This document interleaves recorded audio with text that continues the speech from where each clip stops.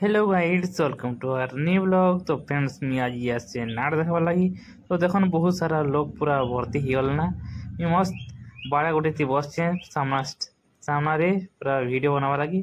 तो यहाँ स्टार्ट हो ना पूरा गुंडा गोटे बाहरी फास्ट सब लोग छुआ मैंने डरी छन। तो हसुच बहुत मजा आसी। तो मजा लगवा वीडियो पूरा लास्ट देख बहुत देख पूरा खूब डरी जीछन और हसुचन भी लोग मैंने। तो वीडियो के पूरा देखन पूरा एंजॉय करन। तो डांस वीडियो देखा भी मस्त नाच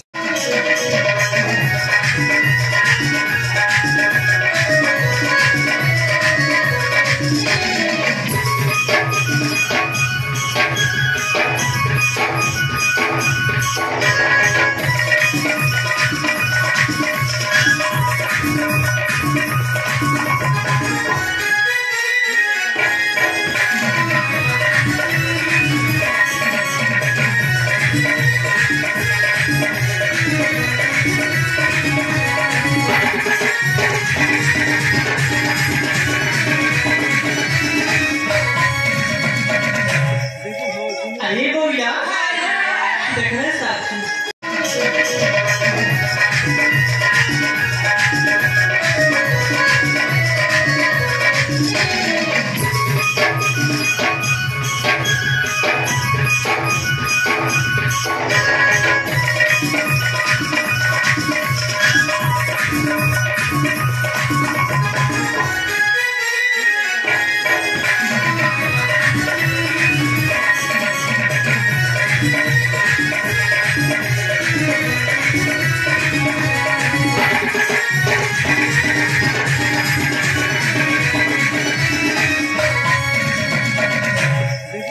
अरे वो यार देखने साक्षी